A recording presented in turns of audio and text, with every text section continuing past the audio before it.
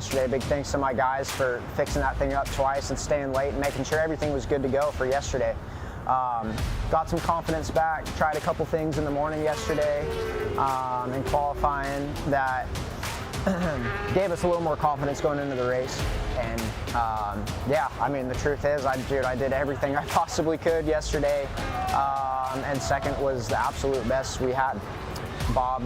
Bob is riding really good. They're able to make the soft tire work right now, and we aren't able to make it last for race distance, and that's hurting us a little bit right now. So yeah, we're trying to figure out what we can do for the first race, or race 2 and race 3 today, to see if we can either make the 5 work or if we can find some more grip on the 7. All right, so for Cameron Beaubier, he's definitely thinking about Bobby Fong. And now it's our opportunity to, under the sunny sky, get to the third member of our broadcast team, Jamie Howe, who has more. These are nearly perfect conditions for a championship day of racing here in Superbike's. Track temperature just about 97 degrees, almost the warmest we've seen all weekend. But Bobby, there is a tall order at hand for you. You're going into a championship race day as the championship points leader by 13 points. Your closest competitors, they had work to do. For you, you just have to keep doing what you've done all season long. From the mental side of that, how difficult is it? You know, it is definitely difficult. But, you know, there's a lot of people who have been in this boat. They've been in this boat before, and we just got to continue to keep our head down. You know, we can't let up now. We just got to plug away, go lap by lap, and just treat it like any other race. So we're ready to go. He's already been able to win 6 of them. Can he extend that points lead here with 1 race remaining? 3 races here this weekend in the Superbike category. I'm going to continue on to the other side of the front row for Ashton Yates, the very first time in his Superbike career up here, qualified 3rd. But for you, Ashton, you matched your best results of the season yesterday with that 7th place finish. Opportunity today to do even better. What changes have you made to do that? I'm actually real comfortable right now with the way the bike is. It's working great this weekend, so no big changes. Just gonna get off the line, try to go with these guys and be smart, and just hang in there and see if we can get a good result today. All right, we're going to see what you can do with it. The grid is being cleared. We're getting closer and closer to race time here in Superbikes, Greg. Yeah, we certainly are. So good luck to Ashton Yates on that Stock 1000 spec machine. Did a great job on the front row. Let's take a look at New Jersey Motorsports Park, because this one is 2.25 miles long. Now, it's got 4 lefts and 8 rights, and those 8 rights put a lot of stress on those Dunlop tires. However, there are plenty of opportunities to pass, you would think. Sometimes at these speeds it gets one line, but definitely look for some passing being made at turn 1 and on the back section of the racetrack as well. Let's take a look at a more detailed look with the Insta360 track lap. Jason. Yeah, we're going to get great views from all 3 of our title protagonists here, Greg, as they go down into turn 1.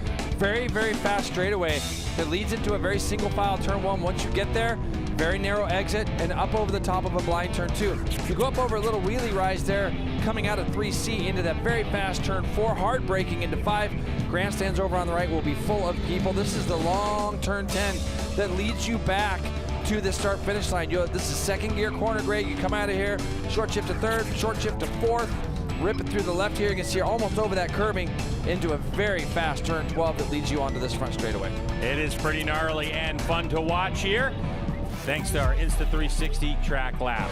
This guy, if he gets a ripping start like he did yesterday, he's going to be the danger man. Watch out for the number 1 as we go into this final 2 races of the season.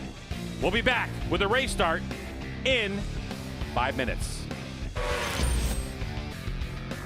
MotoAmerica Superbikes is brought to you by Dunlop, the official tire of the MotoAmerica Championship Series, and by NXT Bets. Play MotoAmerica for cash, multiple race classes, live on top sports books and DFS platforms all season long.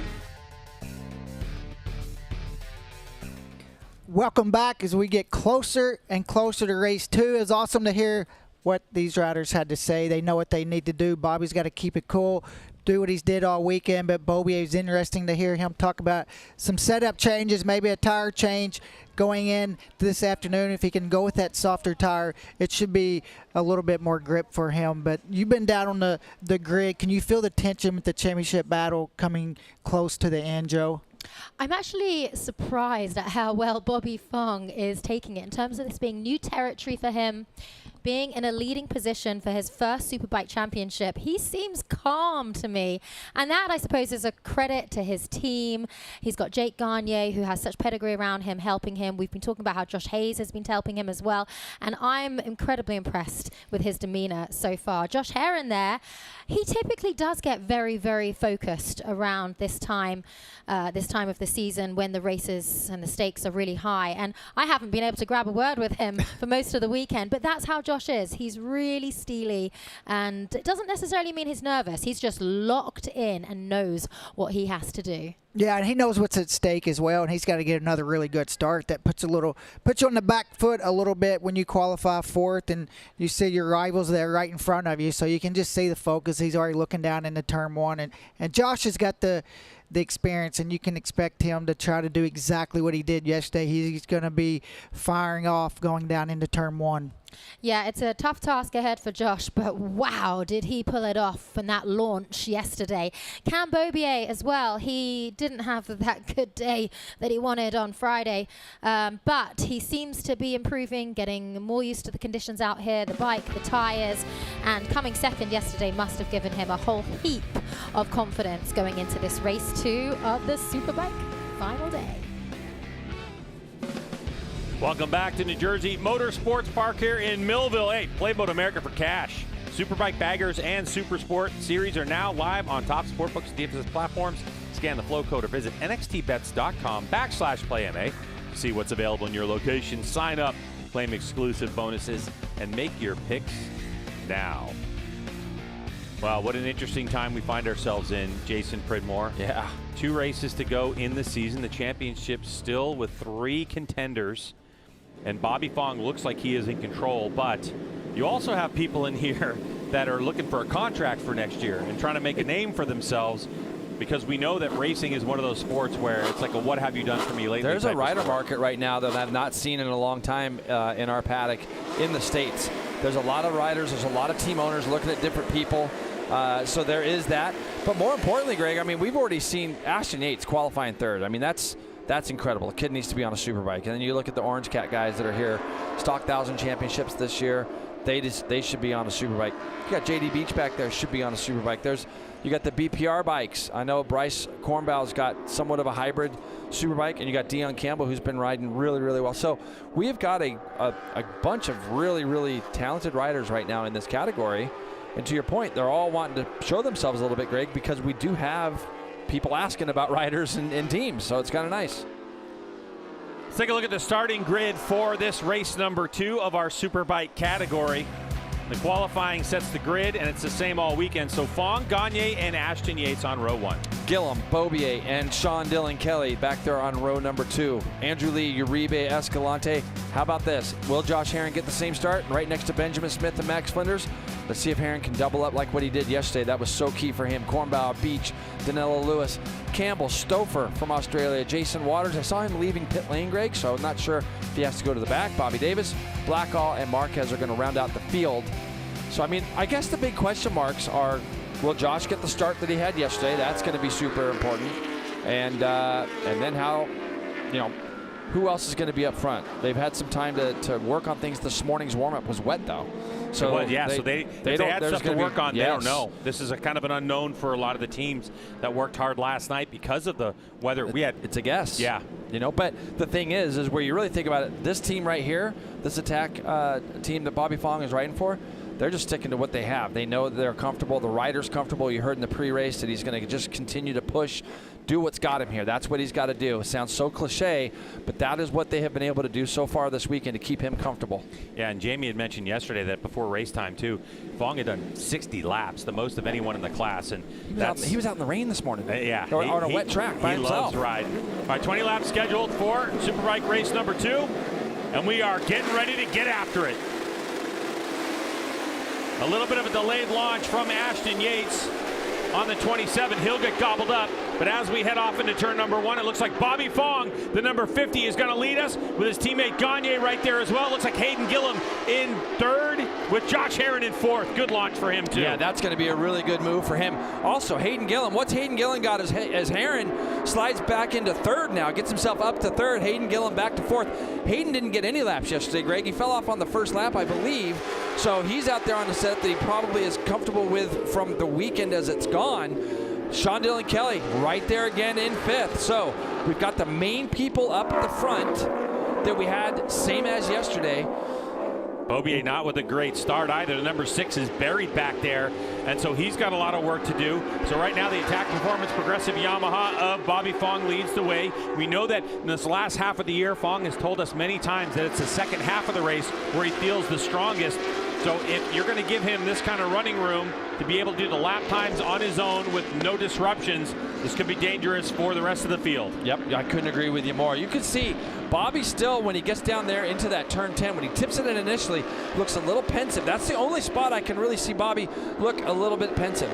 And I'm going to tell you right now, in 5th place, it looks like Sean Dillon Kelly is on the back of the Honda. Jamie, what do you have on SDK?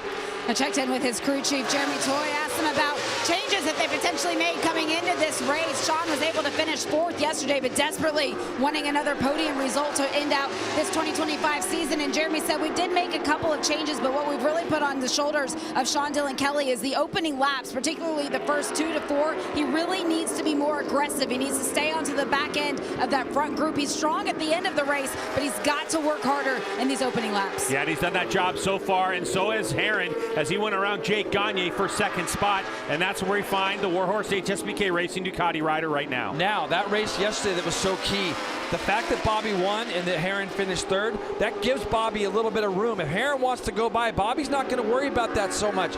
Going into yesterday's race, all 3 of these riders had to think about each other.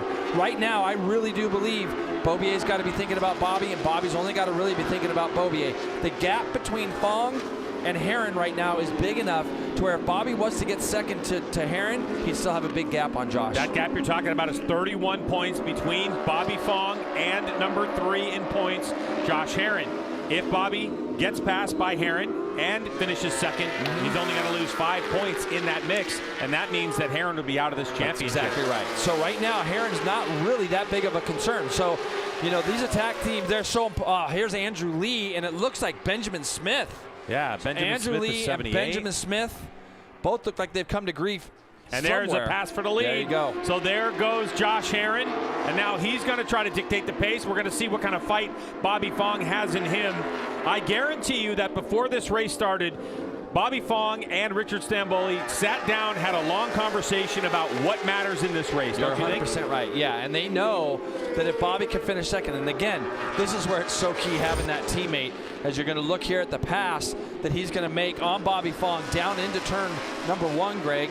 And then live on the right side of our screen, you can see that the 2 guys running 1st and 2nd, Gagne there in 3rd. This is where he can be so pivotal for Fong's championship hopes. And Fong, this is great for Bobby. He can just kind of lock in on the back of Herrin and go with him.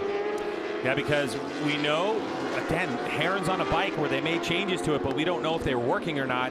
And really, as it gets later on in the race, things started to kind of get difficult for Josh Herrin. The bike started to move around a lot, so you think the changes they made were for lap 10 to lap 20, where Bobby Fong is the strongest. So this is playing out the way Herrin wants it to play out, but we still have a lot of grass in between now and the hole. Jamie.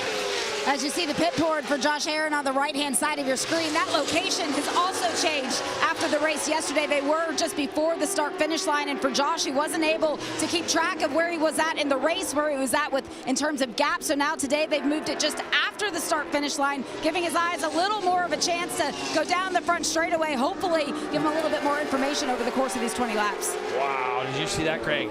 So Bobby really straight lines it from 3B to 3C, almost got into the back of the Ducati. The question now, as you can see, Beaubier goes up underneath Gillum. Look at this battle we have at the front.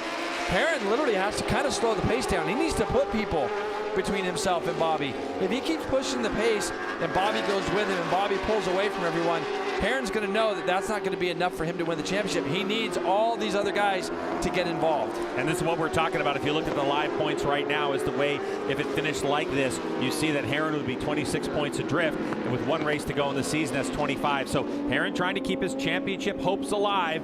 He's doing everything within his control, but he doesn't have a teammate to help him out. And Cameron Beaubier is not interested in helping Josh Herrin out either. This is where he's looking down the inside, going into 3. Then they're going to flop it back over to the left here. And then you're going to see as they come out of there, Greg, he straight lines it to 3C so hard that he almost got into Cam Beaubier now trying to get by Gagne. Is he going to make it? He's going to slide up underneath him, does Beaubier. So Beaubier has come from a long way back. They're running in the high 21s right now. So, this is not super fast pace.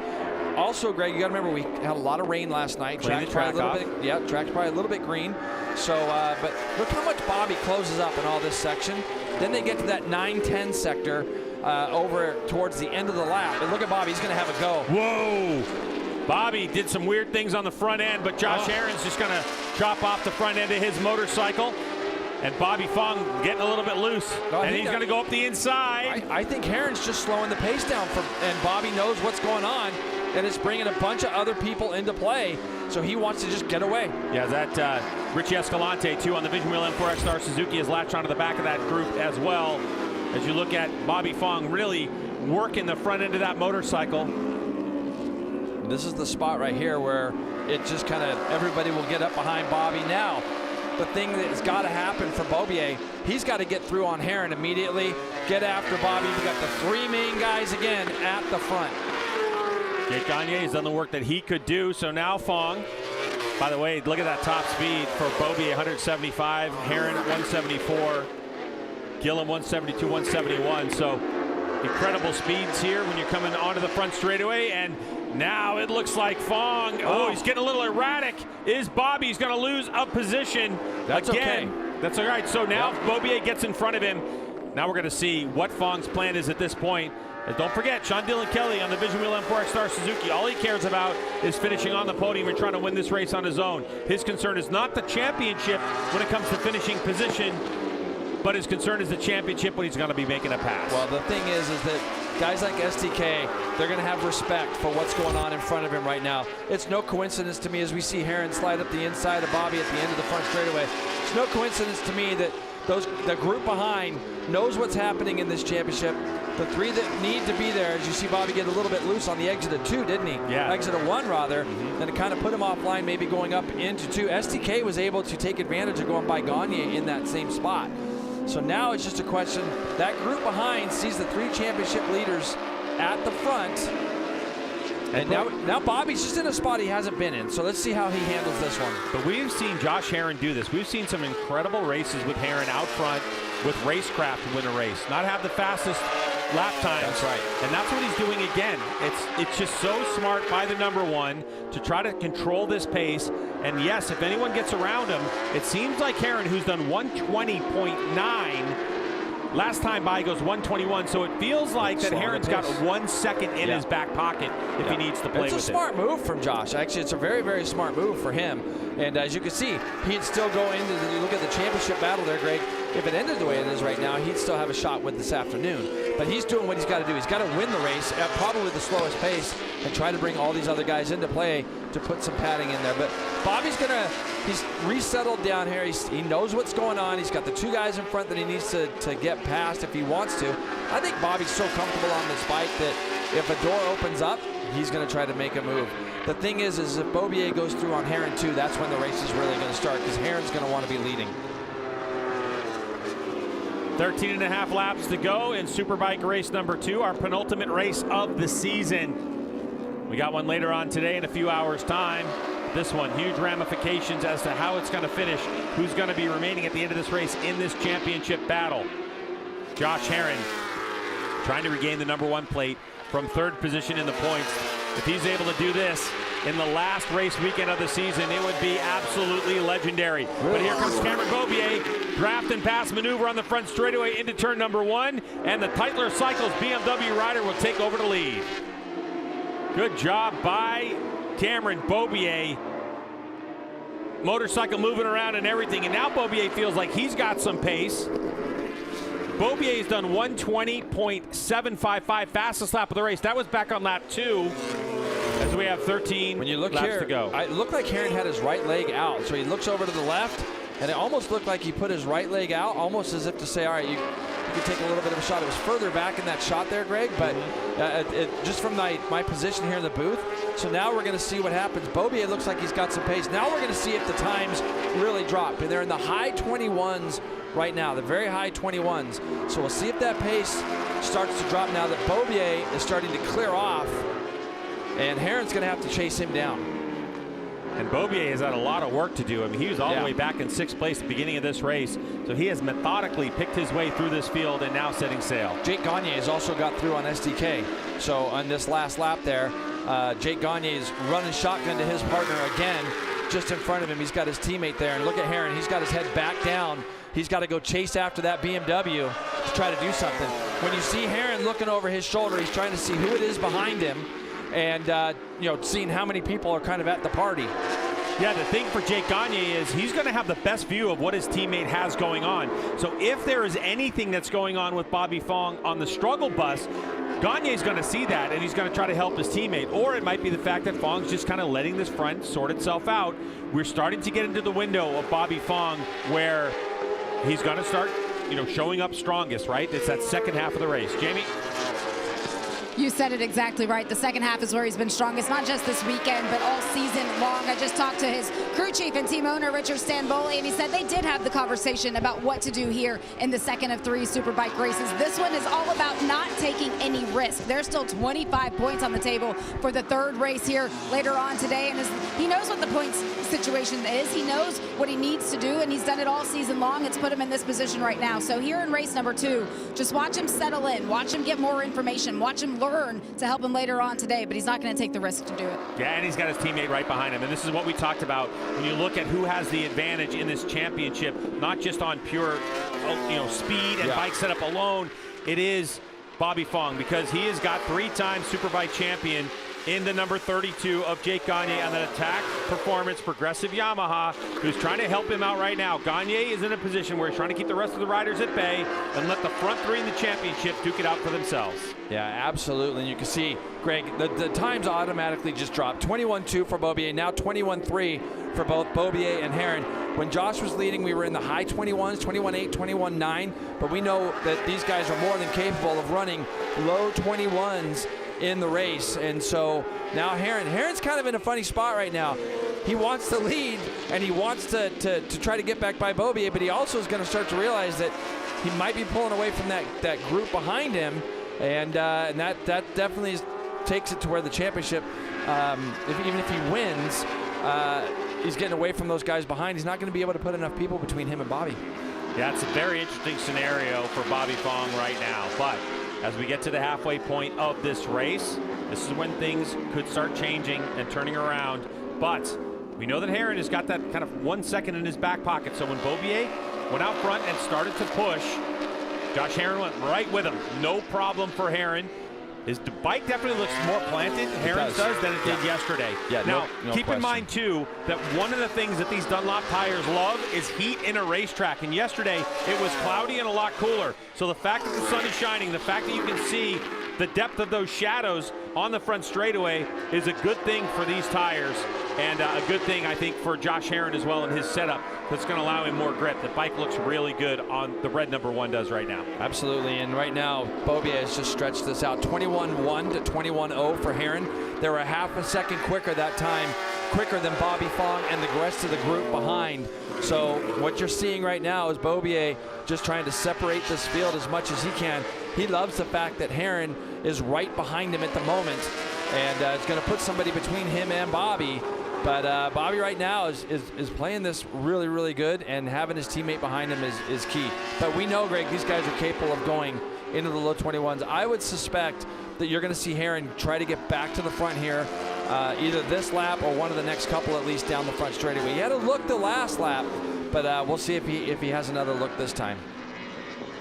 So this is going to be 9 laps to go when they get onto the front straightaway. Cameron Beaubier, the 5-time Superbike champion on the Tytler Cycles BMW, leading the way on that M1000RR.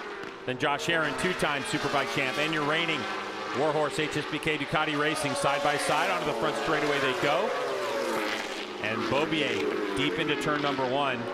So if Herrin had a notion that he wanted to lead, he's not able to get that one done. He was just looking around that time. Herrin, when he came down the straightaway, just kind of looked over to the right. It almost looked like he thought he could maybe make that pass, and he still might be able to. So, you know, he's hanging on the back. We go 21.5 that time, so the pace dropped about half a second. The leader's just behind Greg. Behind Bobby Fong now is SDK and Richie Escalante. So Gagne has slipped back to 6th. So not exactly sure if there was a problem with the 32 that last lap.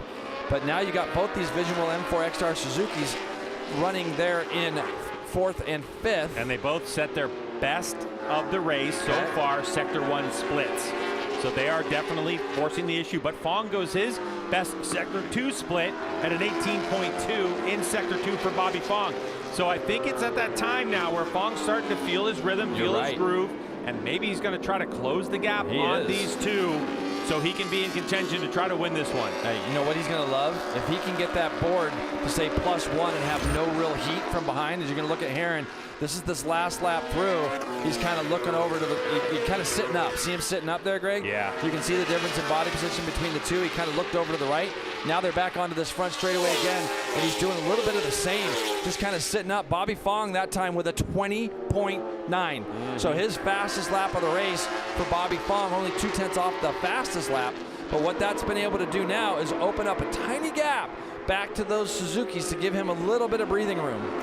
Yeah, unless there's an answer from the Vision Wheel M4 X-Star Suzuki crew, they're not going to really pose a threat from behind. So this race looks like, with 8 laps to go, that it's going to be these 3 to the finish. And so you see now, it looked like Escalante looked like he wanted to take a shot at his teammate SDK as they went down into that turn 5 area. Bobby has literally closed right back up on the back of these two. This is going to give him so much confidence right now. Plus, he's going to get a +1 on his board maybe this next time through. So he can just race at the front, see the two guys in front of him. The hecticness at the start of the race and those first quarter laps of the race, they've gone away. So now he's going to be able to just really focus on the two ahead of him. I'm sure Josh Herrin's going to hear the Yamaha behind him, but if Bobby was close enough and he lost a little bit of time through that corner to make a move on this lap on Herrin, it would have surprised him for sure. Because now Herrin's going to know from his pit. Bobby looked like he turned in a little early in that corner. And that kind of blew his drive, but side by side they go, and it looks like Josh Herrin now wants to take over the lead. He has position, so there goes the number 1. So after a 21.4, 21.4, 21.5, 21.4, Herrin thinks he's got more in him, and he's about 0.6 of a second off the fastest time that he's done. Actually, half a second off the fastest time he's done so far, with Fong catching him. So Herrin's got the information he needed on the pit board, and here he goes. Look at that. He's 22.1, Greg, in the first split. Fastest first split of the race. And look at Bobby Fong. He's going to take a shot at Cam Beaubier. So Bobby's not even going to hang around. That's exactly the guy that he needs to pass. He really is not going to be worried too much about Herrin. Beaubier looks like he's just fallen off the pace ever so slightly this lap. So Bobby's just going to look up ahead of him and just go chase down the guy that's setting the pace. I mean, Beaubier talked about it pre-race. It's about getting this BMW to go the distance. You know, having the consistency of the front end and just the entire motorcycle, the whole race distance. And as we get to about 6.5 laps to go, this is what we might be seeing from the Tytler Cycles BMW at the moment.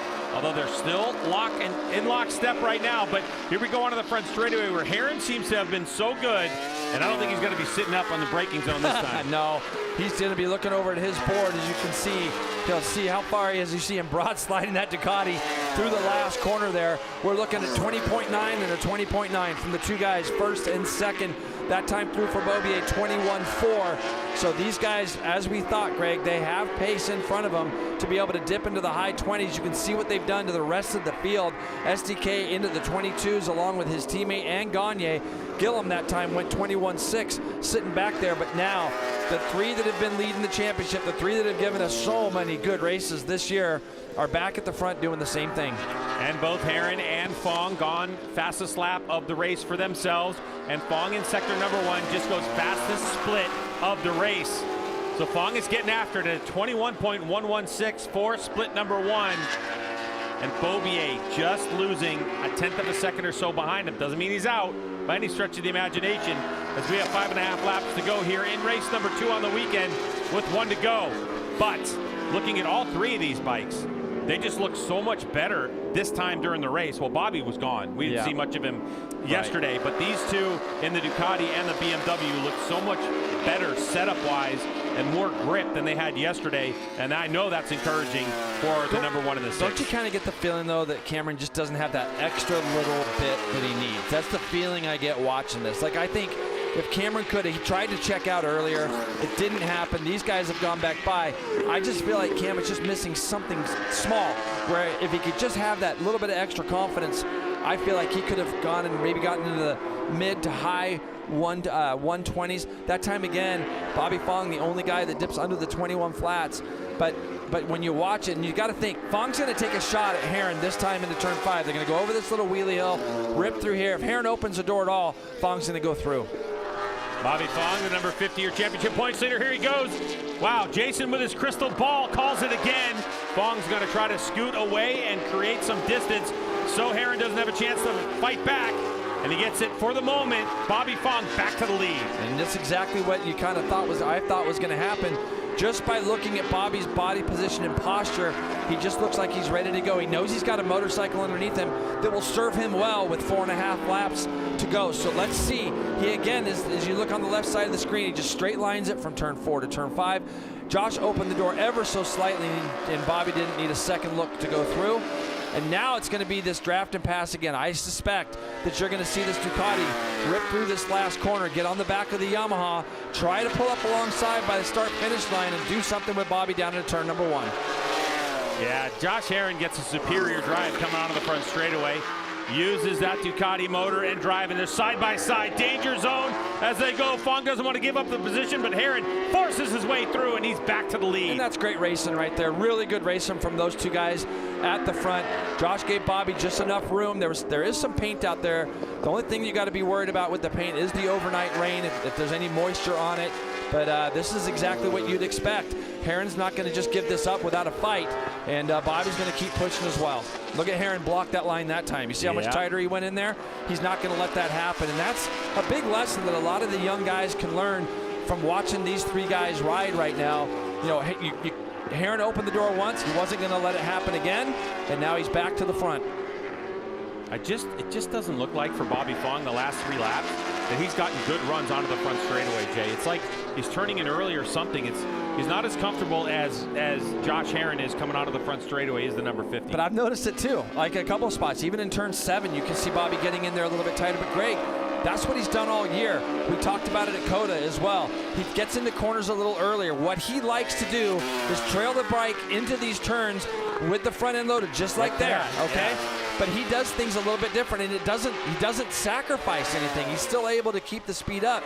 He tells me that when he runs a little bit more of what people might think is a traditional line, by letting the bike be a little outside going into your corners and opening up the radius, he gets chatter. He doesn't like the chatter. So what he does, even there, you can see him duck out, get down into turn 3 a little early. He gets in there and trails the front brake to load the front tire. Even there again, turn 3B to 3C. This isn't something new that we've seen Bobby do. This is what makes him comfortable, and this is the setup that attack team has given him.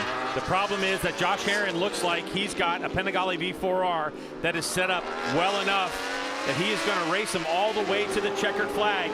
Herrin trying to keep his championship hopes alive. Even if he wins this race, he needs Beaubier. He needs help from Beaubier to get in front of the number 50 of Fong to keep his championship hopes By going. the way, let's give a shout out to Richie Escalante in 4th. He's on his way forward. He's going 21-1s. This group in front, they're in the mid-21s. He had, what did he have that last lap, Greg? Half a second was faster was Escalante. So this is very similar to the attack that we saw Escalante make at COTA a couple of weeks ago, only to run into some issues on the last lap of the race. Escalante on the 54 moving forward. Watch out for Richie Escalante on that Suzuki. We have a Ducati led by a Yamaha. There he is. Yeah, and a BMW, and now a Suzuki in the mix. And I think, he's going to be there going into the final lap. Will Escalante. We got 2 laps to go. Right now, Bobby Fong stays where he's at. He eliminates one of his title contenders. The guy that's really got to do something is that number 6. Beaubier has to figure out a way to get through on Bobby Fong. He is the wild card right now. I never thought I'd say Cameron Beaubier is the wild card. But if Beaubier, who's in the situation, wants to keep it to 2 to the title, then he's probably better off leaving the situation alone. But if Beaubier needs those points back, those 4 points, and then all of a sudden you got Escalante who's like, I don't care what you guys are up to. I need to get my Suzuki on the podium. 21 flat last time through for Richie Escalante, and if he throws a shot at Cameron, then things are going to get really, really interesting for Beaubier, because that is only going to help Bobby Fong. So right now, Bobby's got almost a semi-alliance there with a Suzuki. He doesn't know it, but he's got Richie Escalante there knocking on the door, trying to get on the podium for that Vision Wheel M4 X-Star Suzuki. And Greg, we say it a lot. How about we got 4 different brands fighting at the front right now for this race? Incredible. Here with we go. The last lap coming. To the white flag we go. Herron, good drive by Fong as well. He'll get into the tuck. There's Beaubier, a couple of bike lengths behind. When they come across the stripe, it's just like that. Herron, Fong, Beaubier, Escalante. Escalante lost a little bit on the drive, but he's close enough. The question is, does he have a motorcycle to fight with? Does Escalante? Or is Escalante going to leave this fight for the front? He's riding so hard. Bobby Fong in the situation now where if it ends like this, he's going to eliminate Josh Herron out of this champ. Oh, no way! Down goes your championship points leader on the final lap. Bobby Fong down on this one. And all of a sudden, this championship is on its head. Here comes Escalante up the inside. No. So Josh Herron has no idea what happened behind him. Cameron Beaubier and Richie Escalante saw what happened. Can you believe it? On the final lap of race number 2, Bobby Fong on the deck. Wow. Catch your breath, because we still have some corners to go in this one. As Josh Herron, what a race he put on. Fong with just a minor error. And now Cameron Beaubier in a position where he's going to try to win this. This is a big deal for Beaubier if he can get around Josh Herron. Here we go onto the front straightaway. Herron looks like he's got it. As they come on to the front straightaway at New Jersey Motorsports Park, it's going to be Herron, Beaubier, and Escalante. 1, 2, 3. Hayden Gillum in 4th. And the team goes nuts. Wow. And this championship moves on to another race. Almost, I just don't even know. I'm glad you got to call that last, because I didn't know if I could have. I cannot believe what I just saw. It just such a bummer. You're going to see he's been doing this line every lap. Just gets in there tight.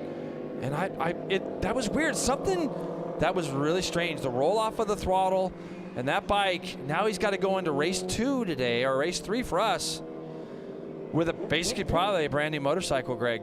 Yeah, oh, that was devastating to watch right there. Wow. And you can see the team. Nobody wants the championship to be like this, right, unless you're in this situation. As long as Fong's okay. Yeah, see, Herron stopped to pull over, and I don't know if Bobby thinks that maybe he tried to not brake check him, but maybe roll off a little bit. But Bobby closed in on him there every single lap. Every lap I could see he was straight lining it. And if you remember, Greg, about 3 or 4 laps ago, he almost got into the back of Josh there. Yeah. And Herron, they just run different lines. I honestly didn't see anything egregious there. Obviously, I didn't see it from Bobby Fong's eyes. They're a lot closer than anything, but yeah, we'll see. And Herron was fast at the end, and that is a big deal for the setup of the motorcycle too. A 120.912 with 2 laps to go, and Herron put the squeeze on. And regardless of what happened, Josh Herron won the battle. You got to hang with us. We got to find out how that race went. Plus, we're going to have, points and all kinds of stuff coming up. Don't go anywhere.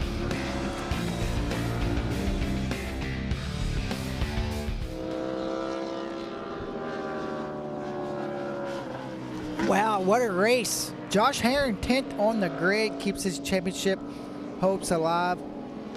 I could not believe what I seen on that last lap. You talk about thinking that going into the race, headed toward the white flag, Herron was eliminated from the championship. Now he goes into race 3 with a great opportunity. Now Beaubier is going to have the points lead. I just could not believe what I seen there. You got to feel so bad for Bobby.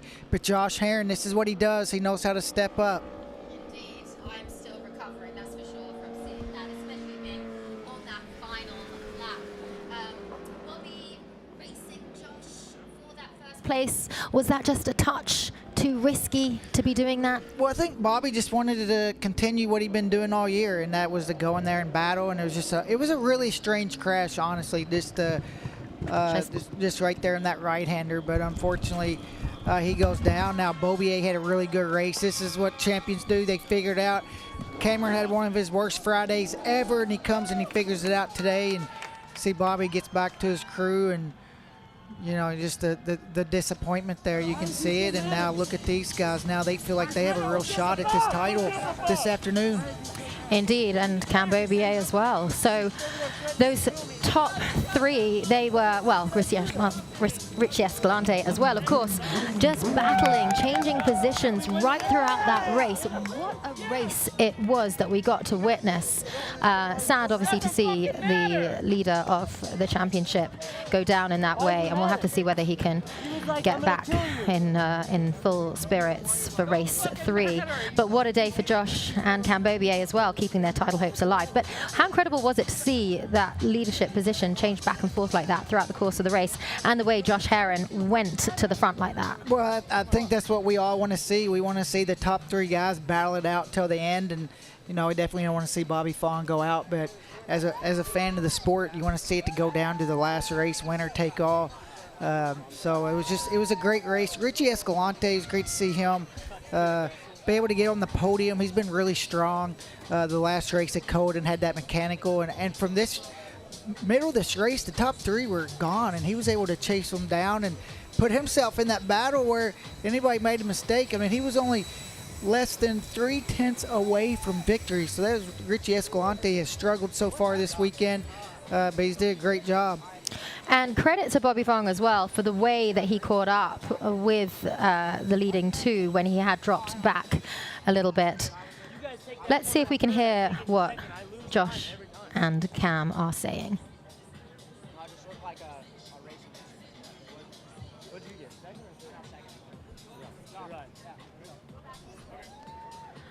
A little bit of camaraderie, shake hands. They look like they're recovering as well. I think a number of people down there at the podium can't quite believe the way that turned out. But it speaks to the pedigree as well, doesn't it, of Josh Herron, Cam Beaubier.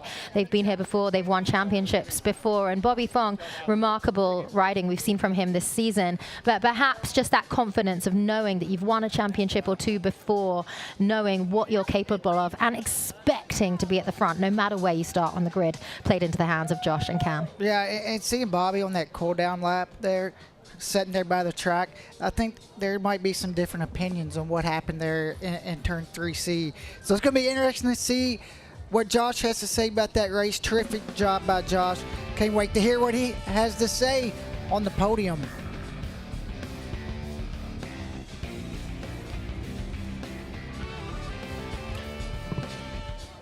Welcome back to New Jersey Motorsports Park. We certainly hope you had a moment to catch your breath after that unbelievable finish. Another masterful performance by the number 1, Josh Herron. And he is going to take victory in this one by 1/10 of a second over Cameron Beaubier, Richie Escalante, who put himself in a perfect position to get on the podium, his second of the season. Hayden Gillum just 3 seconds back. Sean Dillon, Kelly Gagne, Jason Uribe in 7th, Ashton Yates in 8th, JD Beach in 9th, and Kornbauer in 10th. Let's get to Jamie with Josh Herron. How'd he do that? The 7th time this season, Josh Herron's been on the top step of the podium, but this one didn't look like any of the others, coming from 10th on the grid. Take us through those last couple of laps. Yeah, I just, you know, I talked to Cam before the race. I said, hey, you know, normally me and Cam are dicing out a lot. I told him, I'm gonna let you go if you got the speed, because we both need to try and beat Bobby right now, and one of us holding each other back isn't gonna help. So I let him, but I sat with him most of the race, just seeing what his pace was, and right when I saw my pit board guy Kyle waving at me to go because Bobby had closed the gap, it was perfect timing because I got a good run on that last corner, made the pass on him, and then just did my best to protect my left on the inside, like Simone told me yesterday, because I left the door open a bunch of times. And just rode my ass off the rest of the race, man. I was, I don't know, it was one of those kind of flow state moments. I just was riding hard. Then I came around the last lap, or after the finish, Bobby's on the sideline telling me he's gonna effing kill me, and I honestly don't understand what happened. I was in front leading the race, and the guy's threatening to kill me all of a sudden. I think he was just riding a little bit too aggressive for somebody that's got a 31-point lead in the championship, but hey, let's, it just feels good to be up here. I think now we got a solid chance of winning this championship, and And that's why you never give up, man. It's been a hard couple months. I'm battling injuries still. Got back problems, leg problems. I didn't think we'd be in this spot right now. So huge thank you to the entire Warhorse HSBK Racing Ducati team. Thank you to Infra Horse, Mountain Area Resort and Casino, Parts Unlimited, Cato, OnlyFans, Watson Services, KYT Helmets, Alpine Stars. My family, I mean, I'm so stoked right now. So hopefully today goes just as good. Thank you to fans for coming out, and yeah, let's get it. Emotions are high, adrenaline is high, and we still have another Superbike race to go later on this afternoon, which we go into now. Cameron Beaubier with this podium result for you, with you leading the Superbike Points Championship. How do you manage that bullseye on your back at this point? Yeah, that was a crazy race, man. I got off to a pretty decent jump, but I wasn't very aggressive going into the first corner, and got swallowed up quite a bit. Went back to maybe, I don't know, 7th or something like that. Put my head down, was able to pick off some guys, and man, I found myself in the lead, and yeah, kept my head down and started knocking out some good laps, and then just started struggling a little bit, sliding around with the rear, and then Heron came by, and then Bob came by, and then they had a flat-out battle. It was yeah, it was pretty intense, and super bummed for Bob to go down on the last lap. I was just, in my eyes, it was just a racing incident. I mean, where I was, I couldn't really even see Heron. I just saw some smoke and Bob's front tuck. So, bummed for him. It's going to be one hell of a race this afternoon, and man, we're kind of back in this thing. So, hats off to my Tytler's guys. They've been working so hard this weekend. Bell, Alpine Stars, and man above. All the fans for coming out, and I'll see you guys in a couple hours. The fans this afternoon are going to get quite a show with the Superbike Championship going down to the final race of this 20-race championship season. Richie Escalante, for you, we talk about pace at the end, that second half of the race, able to put yourself on your third podium of the season. What momentum now do you carry forward? Yes, honestly, I have the pace all weekend. The problem is I'm a start P9, and normally my start's not really good. So today is a little bit better. In the beginning, I battled a little bit, but when I have clean track, I finally put my pace. And yeah, honestly, super happy. My vision, William, Forester, Suzuki, working amazing. All my crew working so hard to finish this season strong. Super happy to finish on the podium. A little bit lucky, Bobby crashed. So. But anyway, I'm close to the podium, so I'm happy about that. And one more race, super happy also to finish on the podium with these colors, the 4th anniversary of Suzuki. So thanks to all the fans, and see you in a couple hours. There to take advantage when it mattered. Greg? Yeah, a really incredible run for him. And as we look at Josh Heron, looking at the results, what a race he had going on, and he controlled the race out front. But emotions are high. This is the biggest championship in road racing in the U.S. And these types of things happen. We'll be back with more after this.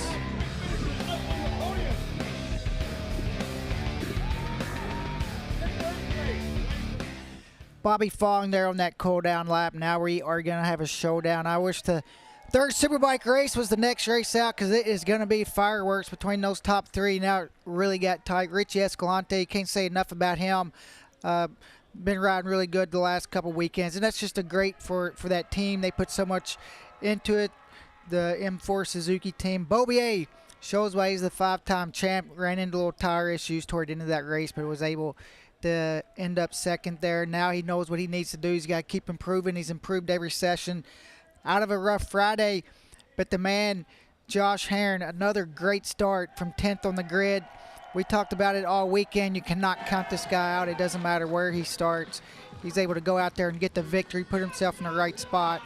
Toward the end of the race, when it was time to go, he went, and just an incredible job, and now he's got a real shot. He's won titles before. This would be his third Superbike title for Josh Heron. Beaubier's got 5.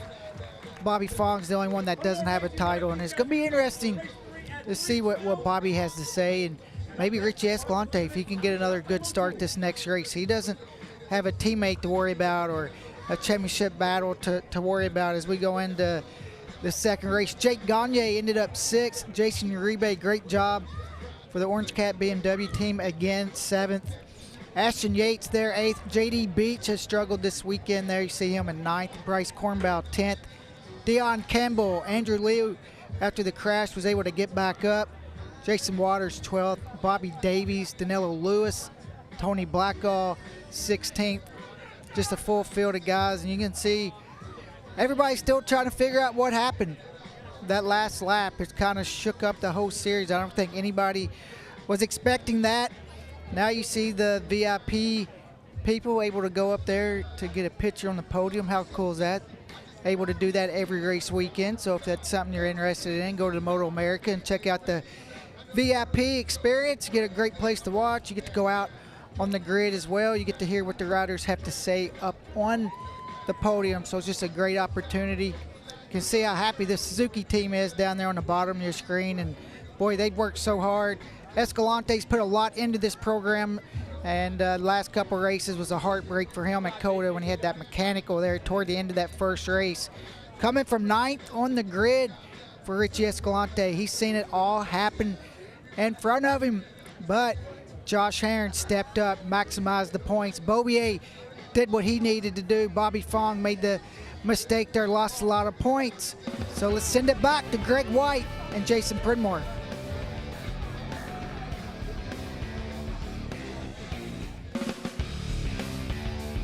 MotoAmerica Superbikes is brought to you by Dunlop, the official tire of the MotoAmerica Championship Series, and by NXT Bets. Play MotoAmerica for cash, multiple race classes, live on top sports books and DFS platforms all season long. Here's your championship point standings. Cameron Beaubier by 7-13 to Herron. And we got another race coming up later today. Wow. We'll be back with more after this. Don't go anywhere.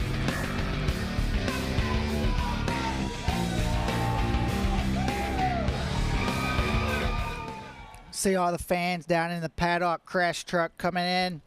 Brought one of the bikes back, probably Bobby Fong's bike. That crew is going to have a lot of work to do. He's probably going to need a new bike getting ready for that third Superbike race. See all the fans. It is a packed house around here. Great spot right there on top of the RV. See, they got their MotoAmerica umbrella out there. Looks like that's over the turn 3 or inside turn 5. We had a lot of food vendors here this weekend. You see that as well. Just a packed house. We've heard all the riders talk about it all weekend, how awesome this crowd has been. Here, we've seen the Wheel of Death yesterday, the riders going around the ball on the inside.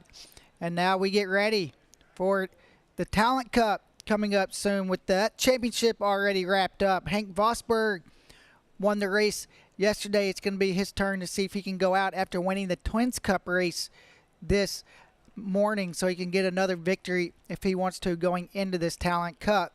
You can see there still the photographers going around getting their photos. All the animals, seen a lot of dogs there as well around the track. Awesome facility here at New Jersey Motorsports Park. And I think we're going to go back down to Jamie to get an update on Bobby Fong. I just walked back to the paddock area, Roger, and the Attack Performance team right now just walking down one of the access roads here. They're not using garages this weekend. They're actually using their full truck setup, and just now getting the bike of Bobby Fong back from the racetrack and putting it up onto the stands to take a look at it. What they were able to do before this, though, was bring down a spare bike that does have all of Bobby Fong's stickers on it. So I'm imagining what they're going to do is take a good look at the bike that Bobby rode out there for race number 2 here this weekend and see what is salvageable off of it as the bodywork is coming off at this point. The crew all walking around it right now and just seeing what they can do to get themselves ready for the third and final race here this weekend, the final championship race. And a lot of work to be done, but they certainly have all of the right parts, all of the right people to execute that. Bobby himself, I did watch him get out of the ice bath, and he looked a little bit like he had calmed himself down, went back up into the trailer, shut the door, and he'll be pretty reflective for the next couple of hours. Yeah, he definitely, as you said, they get the team to do it. We have a one-bike rule here in MotoAmerica, so the spare bike is going to be up in the truck. They'll probably have to unload it, put the same setup on from the bike there, give it a good once-over because that bike went for a tumble, and that's going to be tough. Going out in the third Superbike race today, this afternoon, on a bike that you haven't ridden, but that team is going to get it back together. We go into the third and final Superbike race of the season with 3 guys going to be fighting it out for the title.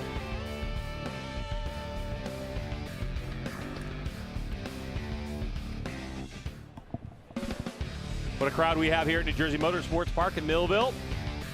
And they were just treated to something spectacular. I mean, boy, oh boy.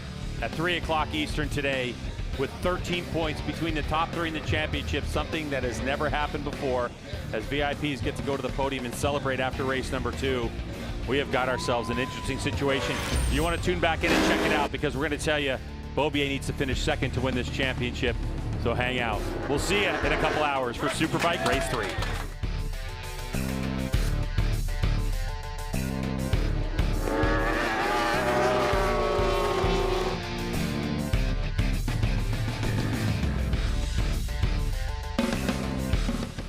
Introducing Spectro Performance Oil's heavy-duty product line.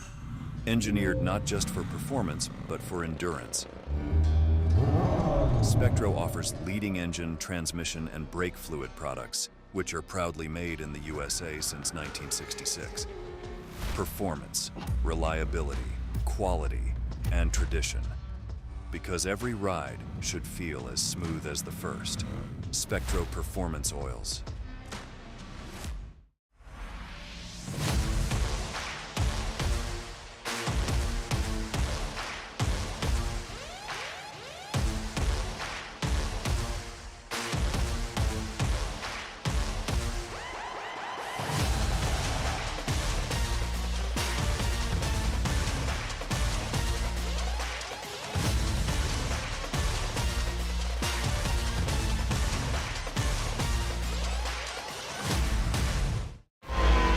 Excellence isn't a goal, it's our standard. Because we only run in select circles. The winner's circle. Every battle, every grind, every sacrifice leads to domination. The pride, the legacy. Carved in iron, sealed in victory. What can we do as a group to give back to the sport in which we love? And that's how Back on Track was formed, which included Wayne Rainey, Scott Parker, Ronnie Jones, Charlie Roberts, John Winzowitz, and myself, Tom Duma. Now what we do is we raffle different bikes off. That money goes to injured racers. When they fall on the racetrack, happen to go to the hospital, fracture some bones, here we are to help them get back on track.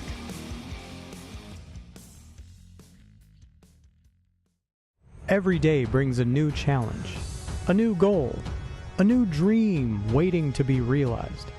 It's not just about reaching the finish line. It's about the journey, the drive, the determination. We are here to fuel your passion, your ambition, your motivation. Because every step forward, every triumph, big or small, starts with one question. What's your motivation?